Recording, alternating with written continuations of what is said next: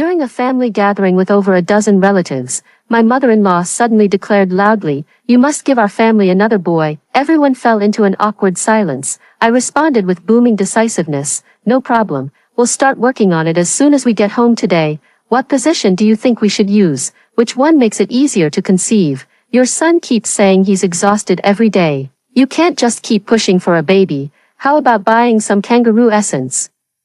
Seahorse tonic, or kidney-boosting medicine instead? Aren't you shameless? Then let's see who can push the limits further, who's willing to go all out." My name is Julia. When I first started babbling as a baby, the first word that came out of my mouth wasn't "Dad" or "Mom." But damn, my mom was so moved she burst into tears and shouted excitedly, "My daughter can say, Mom, my daughter can say, Mom, woohoo." My dad, with a dark expression, gritted his teeth and said, "Why don't you listen carefully to what your daughter actually said?" Then, they heard me cheerfully shouting, "Fuck your mom," while walking, damn, while crawling. My mom's face turned green with shock. Only then did she realize that because she constantly had phrases like, "your mom's," "his mom's," and "my mom's" on her lips, her one-year-old child had effortlessly mastered the national curse word. My mom was deeply remorseful and vowed with great regret to watch her language around me from then on, hoping I would improve my manners and grow into a proper lady. Habits are hard to change, and nature is even harder to alter. She had grown accustomed to vulgarity, her speech laced with coarse language, becoming the notorious sharp-tongued woman known far and wide in the neighborhood. Thus, through constant exposure, I instinctively absorbed about 70% of her prowess.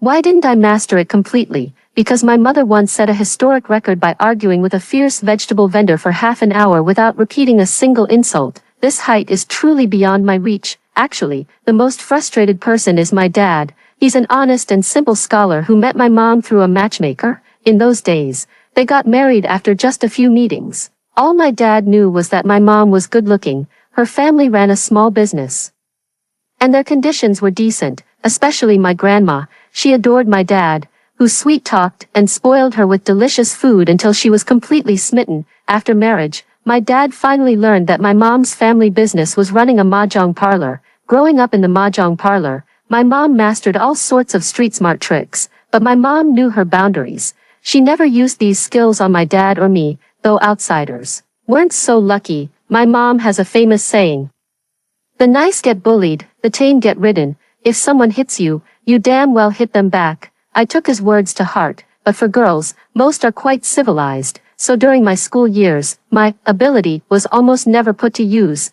It wasn't until my first time living in a dorm in college that I encountered a top-tier, green tea girl, just because her boyfriend once complimented my fashion sense. She started holding a grudge against me every time I study in the dorm. She either talks loudly on the phone with her boyfriend or blasts rock music, deliberately creating noise. Her way of communicating with me is never normal. It's either sarcastic or insulting. I gently gave her suggestions twice, but not only did she refuse to accept them, she often talked behind my back. The worst part was when she secretly took a photo of me changing clothes and posted it in the class group chat. I was furious when I saw the photo, just as I was about to confront her. She immediately withdrew the image and pretended to be innocent, saying, "Oops, sorry, my finger slipped." I didn't waste any more words on her. I grabbed her by the hair, dragged her to the dormitory entrance, and slapped her across the face. "You shameless bitch, you love watching people strip so much. How about I strip you naked and hang you outside? You must be desperate for it, you fucking whore." She was stunned by my blow. I proceeded to insult her for over 10 minutes. After that, this green tea bitch behaved herself and even applied to change dorms. Everyone in the dorm cheered. After graduating from college, I followed the routine of finding a job and getting married. I met my current husband Jason at a wedding. Although he came from a rural background, he had a good education and a decent job. After spending some time with him, I found him to be ambitious, gentle in nature, and highly independent due to studying away from home since childhood. He could handle laundry and cooking with ease, which perfectly compensated for my reluctance to do household chores. Jason's family background was modest. He was the third son, and his parents lived in their hometown with his eldest and second brothers, so it was very unlikely they would live with us, so I wasn't worried either, as I always just went through the motions at my in-laws' place, doing some superficial work to save face. And so, Jason and I lived happily together after marriage. The real time I started getting along with my mother-in-law was half a month before I was due to give birth. At that time, I was in the late stages of pregnancy, and my mother still had to take care of the mahjong parlor at home, so she couldn't come over every day. My mother-in-law took the initiative to offer to come and take care of me for a while. And to help with my postpartum confinement as well. I didn't think much of it at the time and just let her come over, but I never expected this old lady to start causing trouble the moment she arrived. On the first morning, after Jason went to work, she started complaining about feeling unwell here and there, demanding that I cook for her. I gave her a puzzled look. Weren't you supposed to be the one taking care of me? I couldn't believe how quickly a person could change their attitude. I seem to have heard before that Jason's two sisters-in-law were both completely controlled by their mother-in-law. So is she now trying to expand her territory? To my side, I took a deep breath. In the end, my father's genes prevailed, making me feel it wasn't worth arguing with her, so I ordered takeout for her. When Jason came home, I still told him to send his mother back as soon as possible. Seeing that she couldn't boss me around, my mother-in-law was upset and grumbled all day.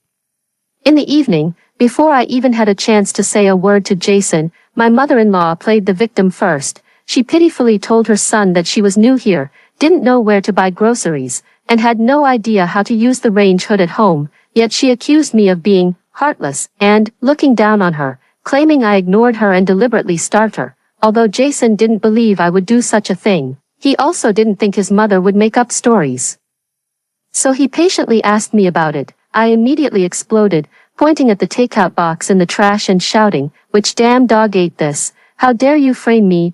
My mother-in-law never expected someone who looks as gentle as me to speak with such foul language. Her eyes widened, and her hands trembled as she said, "Why you? How can you be so uncivilized?" I rubbed my belly, took a deep breath, and decided to outsource the argument. You'll soon find out what real bad manners look like. After saying that, I called my mom and told her I was being bullied, asking her to come over quickly. For so many years, I never dared to tell my mom when I was bullied. I always handled things myself if I could, because I knew that once those words were spoken, it would inevitably mean a storm of blood and tears. But my mother-in-law had only been here for a day and was already trying to mess with me, a pregnant woman, and sow discord between my husband and me. I couldn't let her think I was too easy to push around, could I? After hearing what I said, my mom roared on the other end of the phone, "What? Someone dares to mess with me? How dare they bully you? I'll fight them to the death." Jason was startled. My mom treated him quite well, but after we got married, he once saw her dealing with a bunch of troublemakers at the mahjong parlor. Jason immediately felt his legs go weak and said, "There's no need to involve your mom over such a small matter.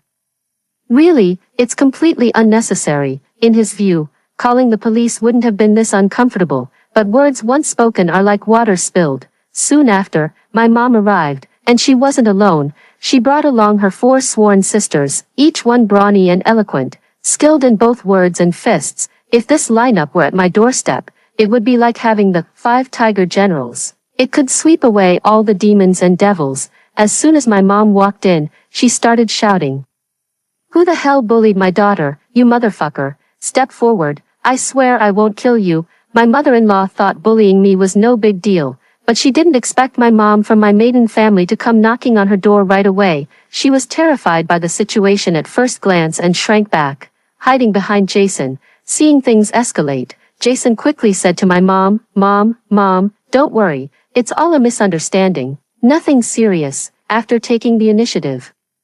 My mom flashed Jason a charming smile and said, "Jason, tell me, how have I treated you this past year?" To be honest, my mom inherited this trait entirely from my grandma. She absolutely doted on Jason, her son-in-law. Jason wiped his sweat and said, "You've been nothing but good to me, just like a real son." My mom nodded and said, "Yes, I treat you well, and you treat me well. That's how we can truly be a family, don't you think?" Jason kept nodding vigorously, "Yes, yes.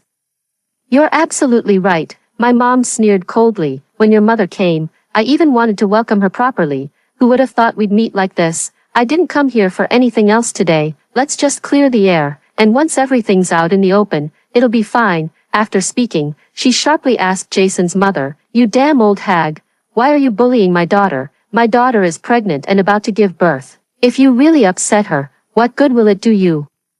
My aunts also started cursing. Damn it, bullying our Julia, you've got some nerve. If anything happens to the baby, can you afford to compensate? Fuck you, apologize right now. I sat to the side, rubbing my belly with a cold smile, thinking, try to bully me, not so easy. Jason's mom, seeing there was no way to avoid the situation, could only brace herself and say, who bullied her? Don't talk nonsense. I knew it was my turn to speak, so I said, wasn't it you who complained to Jason?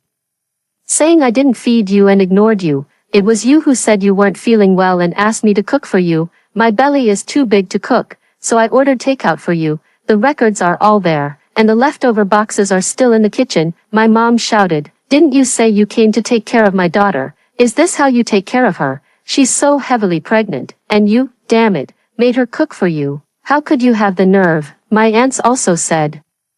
We've seen shameless people, but never anyone this shameless. Jason frowned and tugged at his mother-in-law's sleeve. What are you doing? Julia is pregnant. Are you here to help or to cause trouble? But his mother-in-law was no pushover. Otherwise, she wouldn't have outshone all the other women back in their hometown. Pouting and puffing out her chest, she retorted, who said I ate? I haven't eaten anything. I've been starving all day. Your wife is so heartless.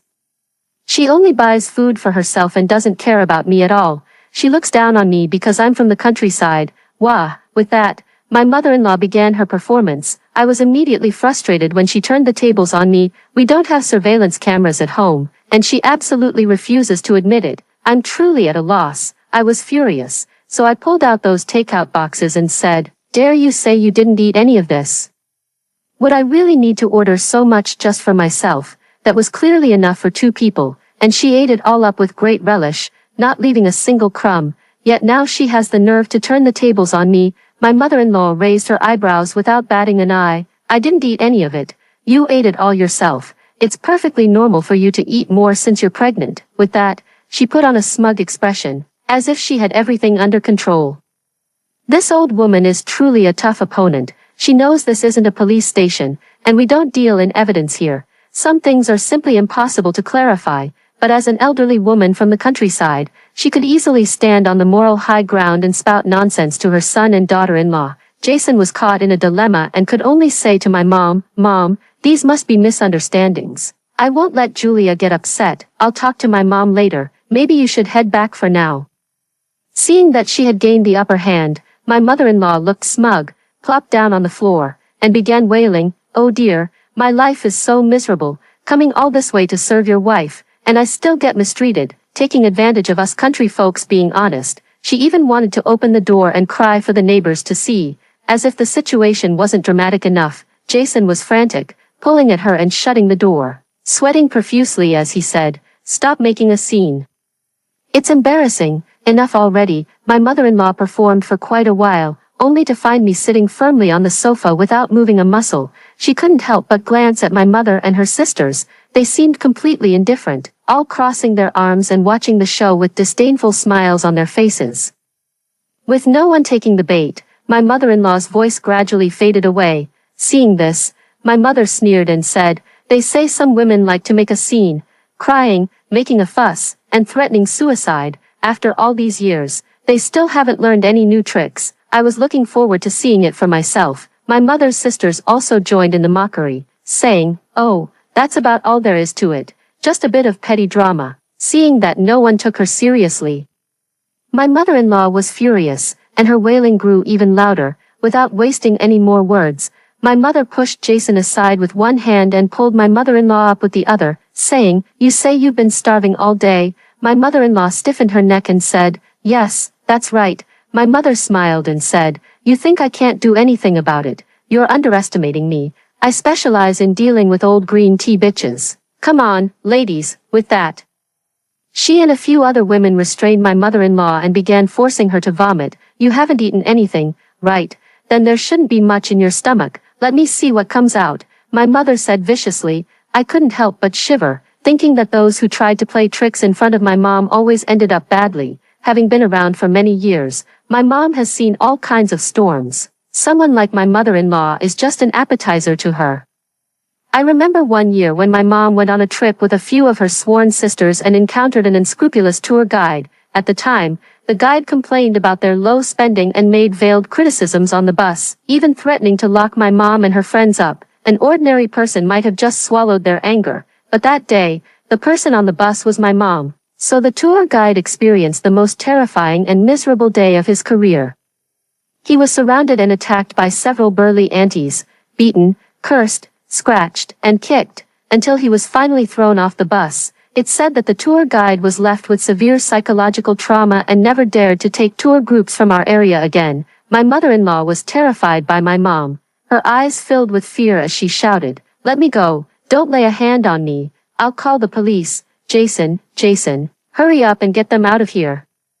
Jason was about to step in to stop my mom when one of my aunts slapped him away. He covered his face, staring speechlessly at these ferocious aunties, and yelled, "Mom, we don't have to go this far, this is too much." My mom calmly looked at Jason and said, "Jason, your mom is a reasonable person. Didn't your mom say she didn't eat it? I just want to know who's telling the truth." She raised her voice and said, "If your mother really didn't eat it, I'll set up a banquet and have Julia serve tea to apologize. But if she did, then she's deliberately lying and slandering Julia's reputation. A person lives for their dignity, just as a tree lives for its bark. I must get to the bottom of this." Jason had a splitting headache and, at his wit's end, could only shout, "Mom, just tell the truth already." Now he also understood, since I could be so confident. The one lying must be my mother-in-law, held back by several strong women.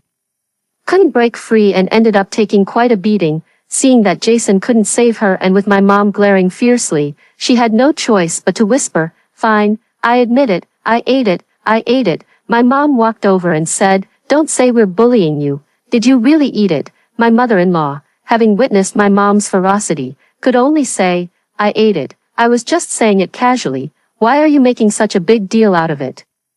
My mom grabbed her by the collar and spat a thick glob of phlegm in her face. "Just saying it casually, you damn old hag, you got some nerve."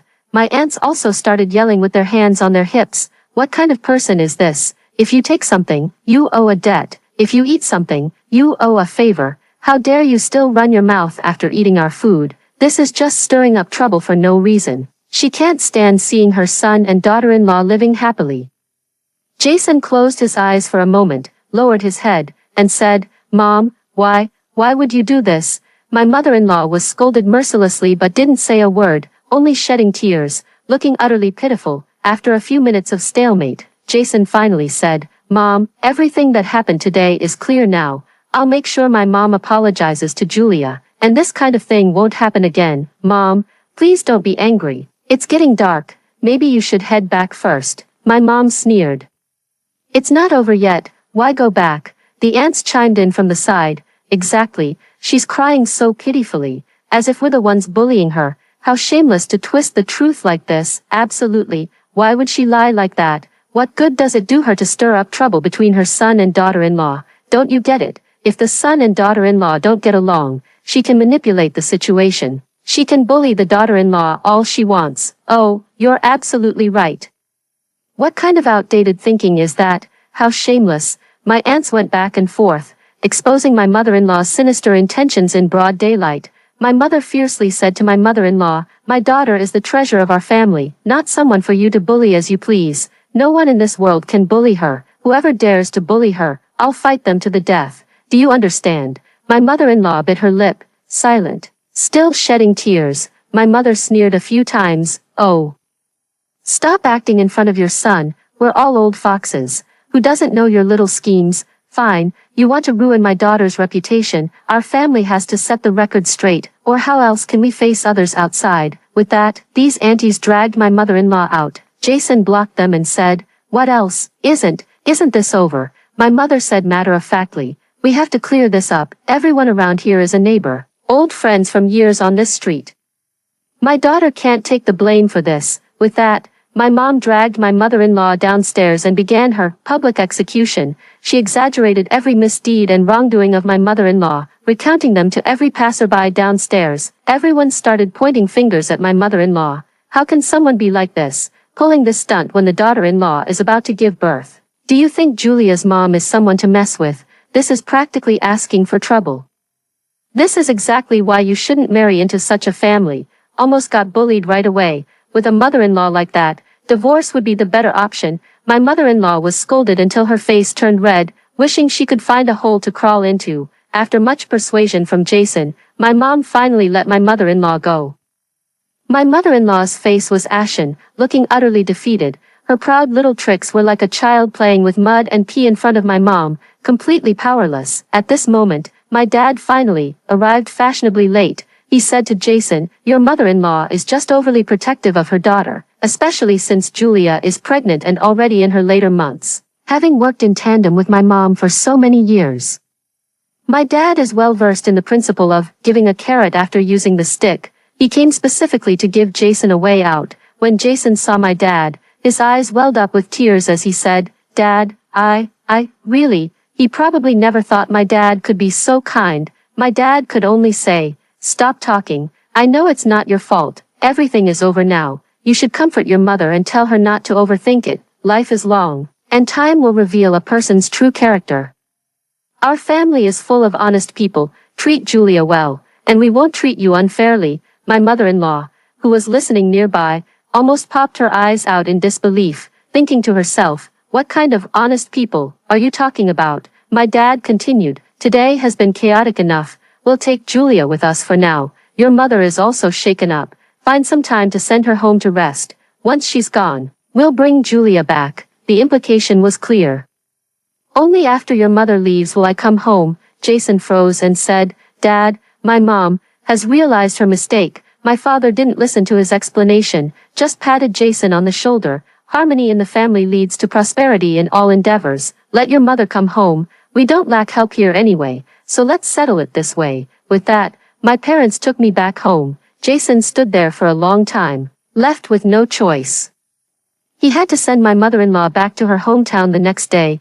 I heard my mother-in-law was in tears when she went back, and when my father-in-law found out she was sent home for doing those things, he was so angry he slapped her 3 times hard. Don't be fooled by how my mother-in-law can bully Jason's grandmother and pick on her daughters-in-law. She never dares to raise her voice to my father-in-law, back in our hometown.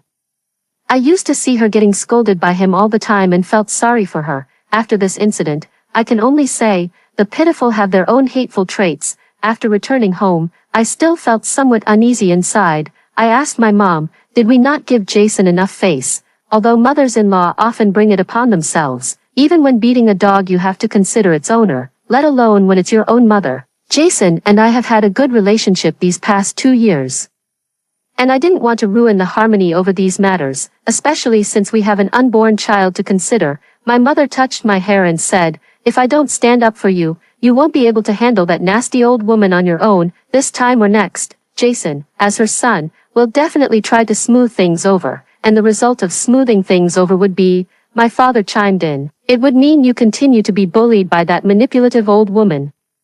I thought about it and realized it made sense, so I immediately said, then it's better to let Jason bear the grievance, better than me suffering the grievance. My mom said, that's right, every mother worries about her own child, whatever grievances he has are caused by his own mother, and it's not our fault. I, your mother, am open and above board, with a clear conscience. As long as he treats you right, I'll continue to treat him well. My dad also said, sweetheart, don't worry about anything, your mom and I are here for you. We brought you into this world not to see you get bullied. If Jason doesn't know better, we'll just divorce him, and your parents will keep supporting you. I felt warm inside, especially secure and at peace, and said, thank you, Mom and Dad. Actually, I can earn enough to support myself, but my parents will always be my greatest support. After my mother-in-law left, Jason came to pick me up at my place. He told me he was also feeling quite upset. For many years, Jason had spent most of his time studying abroad, and later managed to secure a job and marriage on his own. He hadn't spent much time living with his parents and had always viewed his mother as kind and gentle. He never expected her to be like this, so two-faced. It was quite a blow to him. All I could do was offer my sympathy. My mom made a lot of delicious food for Jason, acting as if nothing had happened, treating him with the same warmth as before, which made Jason feel a bit more at ease. However, after this incident, Jason looked at my mom with even greater awe. Half a month passed like this. On a sunny afternoon, I happily devoured a vanilla ice cream, only to start feeling stomach pain afterward. When I got to the hospital, The doctor said I was already 4 centimeters dilated. Less than 3 hours later, I gave birth to a beautiful baby girl. My mom, upon seeing the baby, exclaimed excitedly, "Damn, this little face looks exactly like Julia when she was a baby," weakly lying on the hospital bed. I said, "Mom, watch your language." My dad also chimed in, "You better be careful, we absolutely cannot let our granddaughter's first word be." He stopped as if choking. My mom punched my dad hard and said, "No need for you to say it, I'll fucking be careful." Both my dad and I were speechless. Jason actually preferred boys in his heart and felt slightly disappointed when the baby was born. But he didn't show it too obviously, and gradually, he also grew to love our daughter more and more. Because I couldn't produce breast milk after giving birth, the baby had to drink formula. I felt quite sad for a while, worried that the baby wouldn't be as healthy as breastfed children, and became depressed. My mom comforted me, saying, "Don't dwell on it. If you have milk, we'll breastfeed. If not, we'll use formula. Let nature take its course. A happy mother means a happy baby." I think what she said makes perfect sense, and it gradually helped me untangle my emotional knots. What followed was a blissful yet hectic phase of parenting. My parents selflessly helped us a great deal, and every day I was immersed in my daughter's adorable face. To avoid being exhausted to death, Jason and I agreed to take turns getting up at midnight to feed the baby, but every time I couldn't fully wake up, only managing to half-consciously nudge Jason to make the milk. Jason never refused. Always willing and happy to do it. In less than 2 months, Jason had dark circles under his eyes, walked unsteadily, and looked like he was in a daze from smoking opium. Even my mom took his side instead of mine, saying, "Jason has to work during the day, so don't boss him around so much at night." I said righteously, "But I'm tired too." My mom was speechless. "Aren't you on maternity leave? Sleeping soundly during the day? And yet you can still fall asleep at night." "This is my own mother," Jason said with a smile. "Mom, Julia just had a baby and needs proper rest. I'm strong and healthy, it's fine." My mother sighed and had no choice but to make soup for Jason every day, fearing that if he didn't recover quickly, he might leave us mother and daughter behind, while others make soup for new mothers to boost lactation. Only my mother made soup for her son-in-law every day. When my in-laws received the news that I had given birth to a girl, they simply said, "That's nice," and then there was no further contact, no financial support, no help. Jason, worried that I might overthink it, painfully took out 5,000 yuan from his private savings, claiming it was from his parents. I thought to myself, with just this little bit of savings you have, you've taken it all out. Probably won't even be able to afford cigarettes in the future, but for the sake of his dignity. I didn't expose him. After all, not everyone is as lucky as me to have open-minded and responsible parents. Besides, my child is born for myself, and I don't need those people to take any responsibility. It doesn't matter if others like it or not, as long as I do. After my maternity leave ends, I plan to officially resign and devote myself wholeheartedly to taking care of my baby, staying home full-time to look after the child. My mom strongly disagrees, telling me to give up on the idea. "The baby is so little, I don't want to leave her," I said wistfully. "Also, experts say the first 3 years of a baby's life are crucial, and it's best for them to have their biological mother by their side at all times." After giving birth, my maternal instincts went through the roof. I didn't want to be apart from my baby for even a second. I used to be determined to be a working mom, perfectly balancing family and career, but now that idea has long been tossed to the winds. My mom rolled her eyes and said, "Which so-called expert said that? Might as well tell all mothers to go live on air." I said, "You don't understand. I've read many parenting columns, and they all say the same thing. This is how you raise a child well, and they'll be closest to me when they grow up. Besides, I have savings, and Jason earns a good income. We have no financial problems at all." I chose Jason in the first place because, although he wasn't wealthy, he had great potential. But my mom immediately poured cold water on my plans. "It's good that Jason is willing to support you, but is he willing to do so indefinitely? You can't just have no means of earning a living. If you don't work for 3 years, will you even be able to find a suitable job later? Missed a great opportunity. Are you going to stay full-time forever?" my mom questioned. I stuck out my tongue.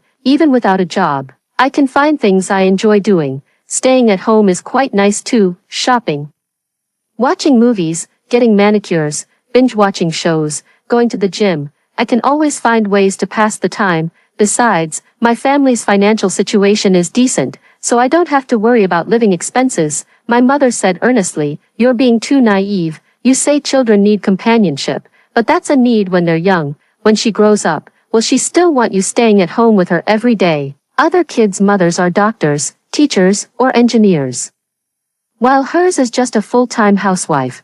Do you think she'd be happy about that? You need to set a good example for your child. Well, harsh words, but not entirely wrong. I knew it was the truth and pouted helplessly, saying, "Modern society needs to recognize the contributions and status of full-time homemakers." My mother scoffed. "What nonsense, even developed countries don't fully recognize it, let alone here. Let me tell you. Economics determines the superstructure. Whoever earns the money calls the shots at home. You'd better get your act together and go back to work. Drop these silly ideas. I don't want you regretting it later." All right, I felt a bit down. My mom hugged me and said in a softer voice, "Your grandmother took care of you for the first 3 years of your life. Do you feel distant from me now?" Not at all, right? Don't listen to those so-called experts spouting nonsense. This is just how things are here. People help each other. Your dad and I will take care of the baby, so you don't have to worry. Lying in my mom's arms, I said, "I'm just worried you'll get tired. There's no way I'll get along with my mother-in-law, especially since she hasn't even mentioned coming to see the baby. With the entire burden of childcare falling on my mom, I'm concerned about her health." "Don't worry. At worst we can hire a nanny. Money should be spent where it's most needed." My mom really has life figured out. She loves me, so she doesn't want me to have regrets or make impulsive wrong decisions. She hopes that beyond family, I can still have my own place to shine and thrive. Following my mother's advice, I quickly returned to the workforce. Since my father hadn't retired yet, the baby became my mother's responsibility. My mother shuttled between our home and the mahjong parlor, wishing she could ride a wind firewheel every day. As a result, we had to hire a nanny to help with household chores and childcare daily. Although I earn the same amount of money as my aunt, I know the meaning of work goes beyond that. Just like that, the baby gradually grew up and became easier to take care of. Sometimes, hearing her softly call me Mommy and watching her adorable interactions with Jason and my parents, I truly feel happiness from the bottom of my heart. Over these years, our relationship with my in-laws has been lukewarm. Apart from occasional visits during holidays, we hardly see or communicate with each other the rest of the time. My in-laws never really cared for the baby girl, hardly even asking about her. They only whispered to Jason in private, usually just to ask him for money. Jason helped them out a few times with small amounts, and I turned a blind eye to it. But this year, a huge opportunity fell into their laps. Like a bolt from the blue, they suddenly became rich. Their old, rundown house was demolished for redevelopment. This is truly unexpected. When I married Jason years ago, my father-in-law kept boasting to me that their neighborhood might undergo demolition and relocation, and their family would become wealthy when that happened. At the time, I thought it was just their wild fantasy, a psychological comfort for their impoverished situation. Who would have guessed that such a day would actually come? So when it was time to return to Jason's hometown for the new year again, the Williams family had essentially upgraded from rags to riches, completely transformed, especially at the entrance of the new house. There was actually a pair of stone lions placed. I really wanted to curse. What the hell is this? Used to be dirt poor. Seems like they've been dreaming of being a wealthy old man all along. People are such strange creatures. As soon as they get money, they immediately start strutting around with their noses in the air. My mom had given my mother-in-law a good lesson before, and since then she never dared to put on airs in front of me again. But this time, when I brought my child back to our hometown for the new year, I could clearly feel that my mother-in-law's attitude toward me had become quite indifferent. Not only that, but Jason's two sisters-in-law also seemed much more arrogant than before. They both had sons, while I only had a daughter. The two of them kept mentioning sons in their conversations, oozing with superiority. I'm speechless. This is why some people online keep hating on certain mama's boys. I can't be bothered with them, planning to tough it out for 2 days and leave. But that very afternoon, while I was playing with my baby in the yard, during a quick bathroom break, I saw Jason's second brother's son snatch the toy from my baby. When my baby refused to let go, Jason's sister-in-law actually grabbed the toy right out of their hands. Damn it, this is just too much. I clenched my fists and charged over like a tiger breaking free from its cage, snatching the toy back in one swift motion. Jason's sister-in-law didn't even see my move clearly. She froze for a moment before saying, Was that really necessary? What's the big deal if we just played with it for a bit? I handed the toy back to the baby, then turned to her and said, yes, it was necessary, very necessary. How dare you, a grown adult, snatch a toy from a child? Where do you get the nerve? Jason's sister-in-law was displeased and said, how dare you insult people, and you're from the big city, you really have no manners. I pushed her and said, you have manners, only you have manners. Would someone with manners snatch a child's toy? Don't give me that. You do something wrong and then turn it around on me. Who taught you to act like this? It's obvious she learned it from my petty, scheming mother-in-law. Truly, a crooked stick will have a crooked shadow. Jason's second sister-in-law, seeing no one in the yard to help her and unable to out-argue me, spat on the ground in frustration. Pa, you've got no virtue in your mouth. No wonder you can't bear a son. I sneered. You've got a son. What can he inherit?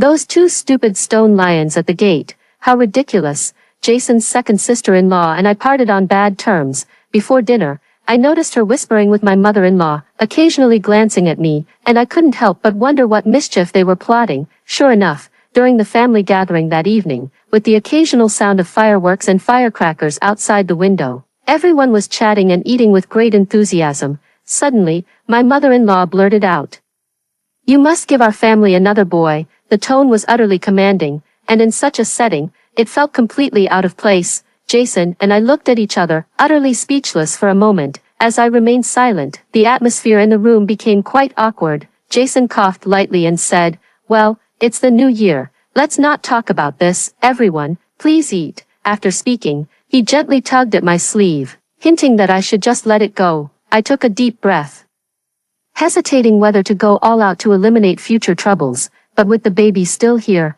I wavered again. Just as I was torn between decisions, my father-in-law suddenly said, your mother is right. Your eldest brother has one son, your second brother has two sons, but you two have no son. What will happen in the future?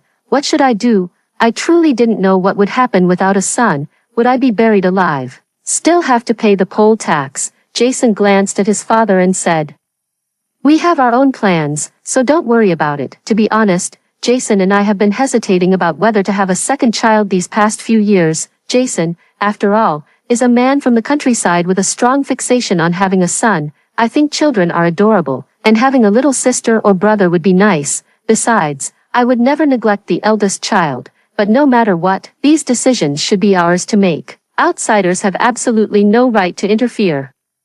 I feel like my in-laws are the classic, once on shore, one prays no more. The moment they have money, they start trampling all over my boundaries. Do they really think that just because I'm in their territory, I'll let them control me? My father-in-law waved his hand and said, don't blame your mom for speaking out of turn. We elders are just worried about you. Give us a straight answer today. Are you going to have a child or not? Look at our Williams family. I have 3 sons. That's something to be proud of in front of our ancestors. You need to have a son to carry on the family line. His tone was unexpectedly aggressive. The baby, still innocent, whispered to me, Mommy, what's a family line? I said loudly, a family line is just like incense, thin and short, and usually not very useful. That makes perfect sense, but the listener takes it to heart. After I said, thin and short, and usually not very useful, the faces of several men in the room instantly darkened. My father-in-law slammed the table. Who do you think you are, speaking out of turn as a junior in this family? Let me make this clear. If you don't have a son, don't even think about inheriting my money. My money is all for my grandsons. I rolled my eyes, utterly speechless. 2 houses in my hometown were demolished for compensation, one worth over $1 million, the other over 900,000, totaling just over 2 million. Talking as if you had hundreds of millions in assets. At this point, I couldn't swallow my anger any longer. I stood up abruptly and declared with a booming voice, no problem, I'll go home and start making a baby today. What position do you recommend? Which one makes conception easier? Your son keeps saying he's tired every day. You can't just keep pushing for grandchildren. How about buying some kangaroo essence, seahorse essence, or kidney tonifying medicine instead? Isn't this shameless? Isn't this pressuring for grandchildren? Let me show you the fierce combat power of us northern beauties.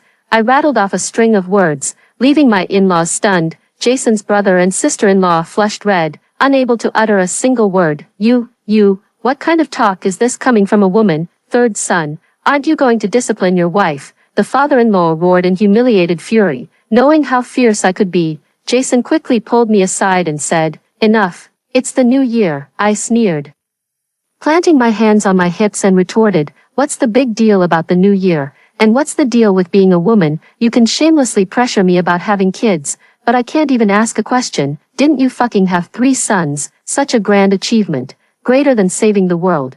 Aren't you so experienced? Then go ahead and share. Let those of us who can't bear sons learn a thing or two, so we can fucking figure out how to have a son. Maybe you should write a book, detailing every time you did the deed, so all those desperate for sons can study it. That'd really bring honor to the Williams family." My in-laws never expected me to be so fierce. They stood there, mouths agape, unable to utter a word for the longest time, after trembling for a while. My father-in-law finally pointed at me and shouted, "Why, you're rebelling. This is outright rebellion. Jason, hit her. She needs to be taught a lesson today. Hit me." If Jason really can't swallow his pride and hits me for his dad's sake, I swear I'll chop him up today.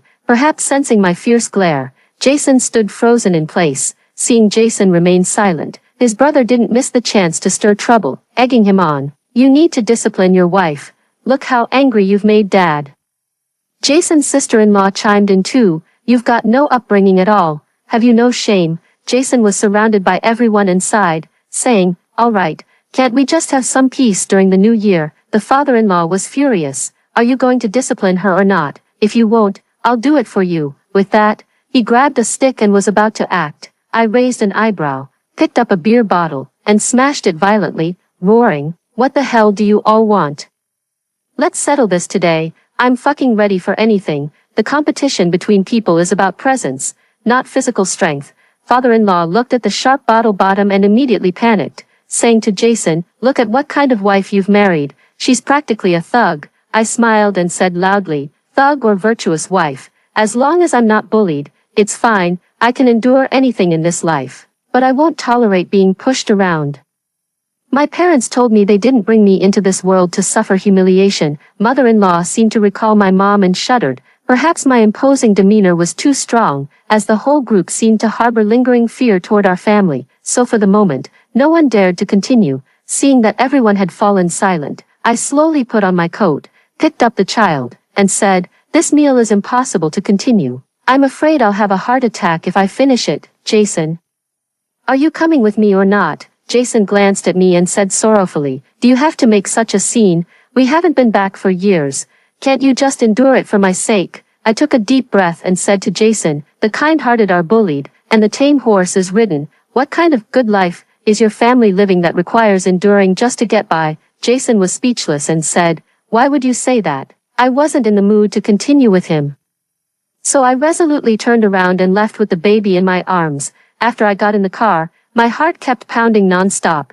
Although I appeared tough on the surface, I hadn't experienced any major conflicts in recent years. I was all bark and no bite. Fortunately, I didn't suffer any loss and didn't disgrace my mother.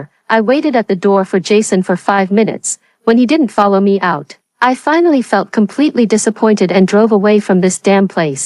After leaving my in-laws' house, I checked into a hotel to stay. It was only then that I received a message from Jason, saying he needed to stay to comfort his parents and couldn't go home with me for the time being, asking me to take care. That's complete bullshit. I ignored him and drove back to my own home the next day. Now I'm endlessly grateful for my mom's constant pushing and support. All these years I never gave up working. I can drive. I have assets and my parents' home to fall back on, so I could leave those disgusting people and situations without a second thought. My mom saw me rushing home during the new year and immediately understood what had happened. She was furious, almost ready to storm into Jason's hometown to give them a piece of her mind. "That bastard Jason, how dare he not accompany you and the child back home?" I had already calmed down and said, "Jason must have his reasons, especially now that my in-laws have money." My mother understood what I meant and sneered, "What an ungrateful wretch." I actually felt quite upset inside, especially since the baby had no idea what was happening, but I quickly suppressed my anxiety. It was the new year, a rare holiday, and I was in my own home. I wanted to eat well, drink well, and enjoy the holiday in peace. It wasn't until after the 6th day of the Lunar New Year that Jason finally sauntered back from his hometown. I had my parents take the baby out when he came, planning to have it out with him alone. Seeing me sitting alone in the living room, Jason smiled and said, "Honey, what's going on? Where are mom and dad, and the baby?" I forced a smile in return. "Home already, done comforting your parents." Jason cleared his throat and said, "Julia, after all these years, you really should work on that temper of yours. To be honest, my parents are just getting old," and said a few extra words. "You didn't have to lose your temper like that and walk out during the new year." He showed displeasure in his expression. "What will the relatives and neighbors think when you leave like this? How embarrassing for my parents. You can't just listen to everything your mom says. As a daughter-in-law, you shouldn't be so petty. You're really being a bit unreasonable." Seeing me calmly watching him without saying a word, Jason felt uneasy inside. After a moment, he softened his tone and said, "How have you been these past few days? Did the baby miss me?" Noticing he was just making small talk, I finally replied, "Jason, you and your mom are actually very much alike. It's a pity I only realized it today." I said coldly, "Jason, you're just like your mother, fond of playing petty tricks, always testing people's boundaries bit by bit. Once you see an opportunity, you'll twist them around your finger and manipulate them at will. The only difference is that your education and experience are better than your mother's, so your methods are more sophisticated." The smile on Jason's face stiffened as he said, "Darling, how can you say that?" I replied calmly, "Back then, you wanted to establish yourself in the city, so you chose to marry a girl from here. The only things you could rely on were your decent education and job. But those alone weren't enough to win someone like me, so you also had to be attentive, gentle, and considerate, and you played that part perfectly." I shook my head slightly and smiled wryly. Looking back now, when your mother came to make things difficult for me just before I was due to give birth, it wasn't that you didn't understand, you were just pretending to mediate, using her to test my limits. But you didn't expect my mother to step in and stand up for me, when you realized you'd hit a brick wall and couldn't gain anything. You promptly sent your mother away." Jason stared at me blankly and said, "How could you say that?" I replied, "Don't even try to deny it. Looking back now, you actually had a lot of resentment toward me and my mom, but you knew you couldn't show it back then. Who would take care of the kids if you did? Who would support us? Am I right? Some things only become clear after going through hardships. All these years, you knew your parents could offer us very limited help. So you didn't care much about their side and just focused on building a life with me. But then your parents got money from the demolition compensation, and that's when you started having second thoughts." I stared coldly at Jason. "Your parents had already talked to you about having a son during this new year, didn't they? So you knew your parents would pressure me, yet you said nothing. You wanted to see me caught between a rock and a hard place, letting your mother settle old scores, right?" Honestly, I didn't want to speculate about my partner with such sinister thoughts. But that night, as I drove back to the hotel from the Williams family, I suddenly pieced together the whole story. On the surface, it seemed like my in-laws were trying to put me in my place by pushing for a second child, but in reality, it was Jason's silent approval. He deliberately set me up, wanting to teach me a lesson and knock me down a peg. These actions are actually exactly the same as what my mother-in-law did back then. Simply put, she wanted to control me. When I turned my back and left, he didn't follow me because he knew I couldn't do anything to him, and he didn't want to offend his wealthy parents over this. As I finished speaking, the smile on Jason's face gradually faded. Honestly, before I got married, many of my classmates advised me not to marry someone like Jason and to find someone more compatible in terms of social status, but I didn't care. I thought as long as the man had reliable character and outstanding abilities, life would turn out fine. Unfortunately, I was wrong. Outstanding abilities can indeed be seen through various performances, but whether someone's character is reliable, that's too vague and elusive. Logically speaking, Jason didn't do anything particularly wrong. He was just extremely selfish and hypocritical, fond of playing petty tricks and schemes. He is also extremely patriarchal, always trying every possible way to make me have another child, just to satisfy his ego of wanting a son. Life is too long, and such people are impossible to guard against. I spoke softly. "Jason, I'm so disappointed in you, so disappointed that I can't go on anymore." His heart is full of calculations, and now I don't know if he ever had any sincerity. Jason finally panicked when he heard the despair in my voice. He rushed over, urgently grasping my hands, and said, "Darling, don't think of me that way. You've misunderstood me." I shook off his hands. "After all these years together, I've given you my heart and soul. My parents have contributed both money and effort, never giving you any trouble. But you, do you even have a heart? Is there only room for yourself in your heart? Jason held me tightly, shaking his head, and said, "That's not true, darling. I love you. I love our home. Please don't be angry."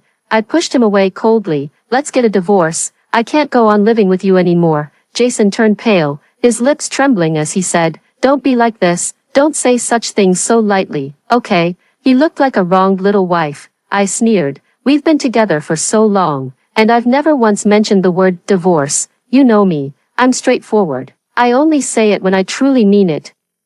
I don't like beating around the bush. I'm always straightforward." Jason took a deep breath and said, You can't overthink such a small matter and threaten divorce over it. You're just looking for an excuse." I was speechless. "You know perfectly well whether what I'm saying is true or not. Life is too long to spend with someone unreliable. Who knows, you might sell me out one day without me even realizing it. Sometimes I underestimate men too much, thinking they're simple, when in reality, the simple one is me." Jason suddenly stood up and said, I'm not what you think." I said calmly, "Then what is it? I'd like to hear your side of the story." It wouldn't be fair to dismiss him outright. I do have my issues," he said with a hint of unease flashing across his face, speaking softly. "I've always known my circumstances aren't great. Your parents treat you so well, but mine," seeing him hesitate to speak, I could only say, "If your parents aren't good, it's not my fault either. It's just fate." Jason pointed at me and said,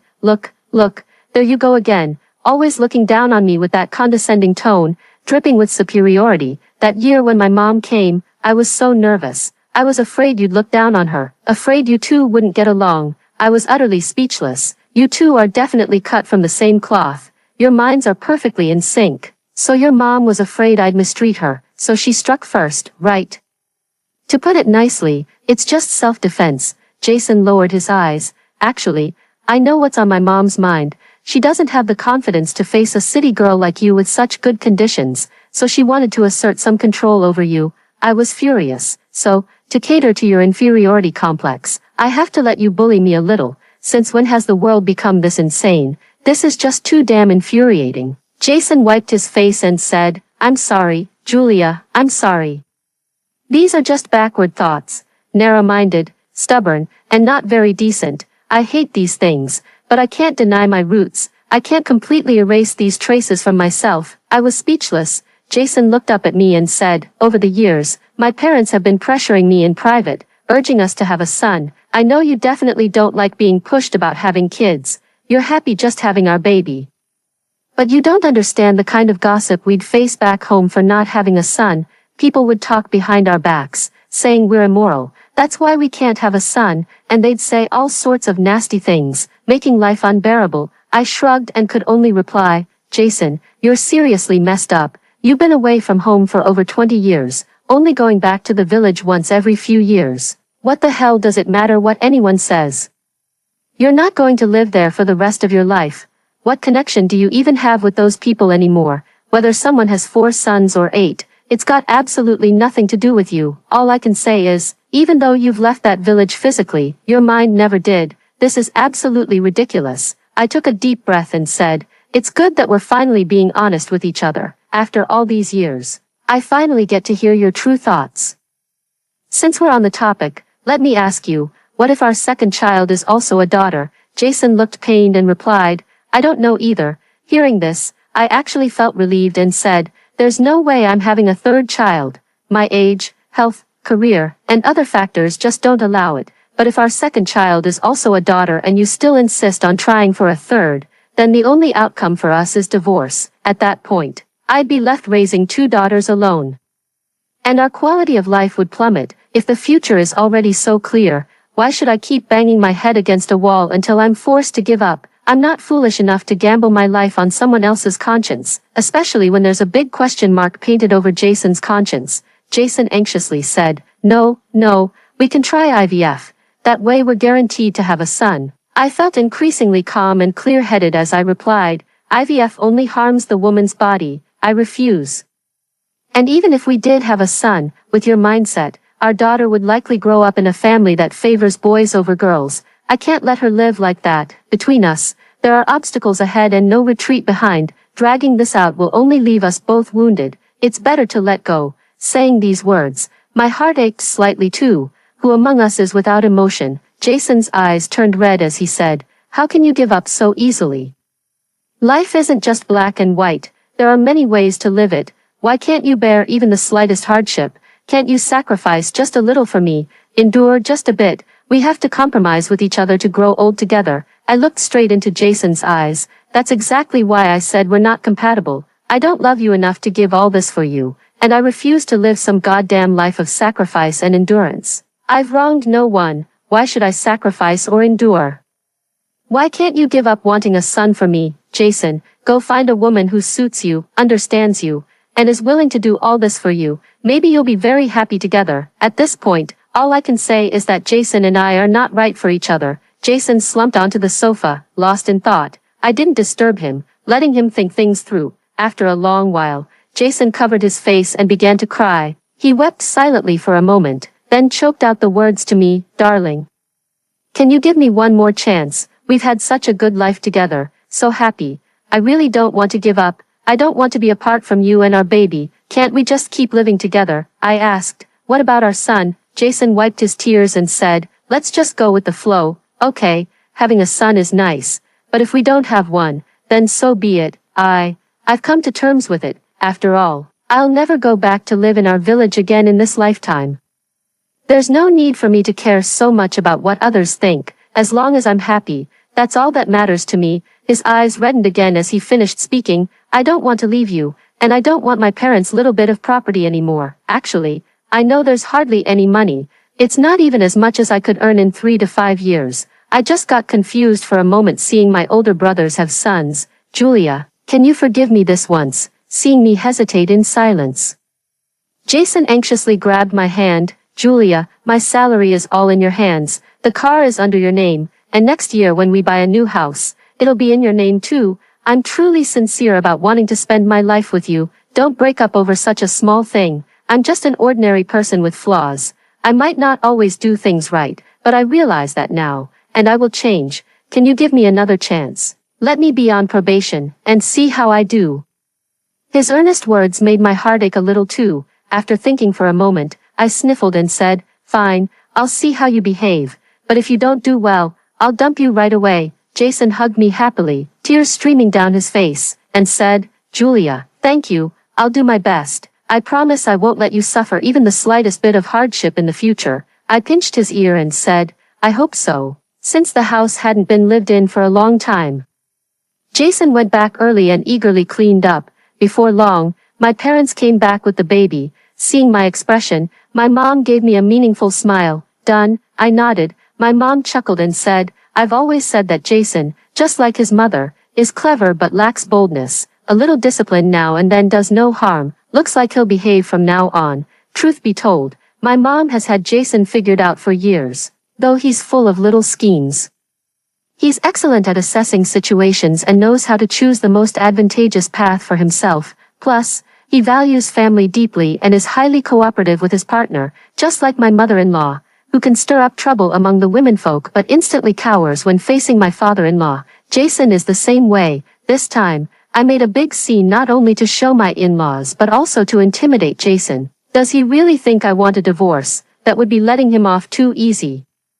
I am now in a position where I can advance to attack and retreat to defend, always remaining invincible, between husband and wife. Sometimes one is weak while the other is strong, or vice versa. As long as you always maintain a positive and upward state, keep a clear mind, and dominate the economy, you can control the voice at home. Jason was just standing on the bridge watching the scenery, but I was always looking down at him from above. After hearing the story above, what are your thoughts? Feel free to share your opinions in the comments section. Looking forward to hearing from you. If you liked this story, don't forget to like it, share it, and subscribe to my channel. See you next time.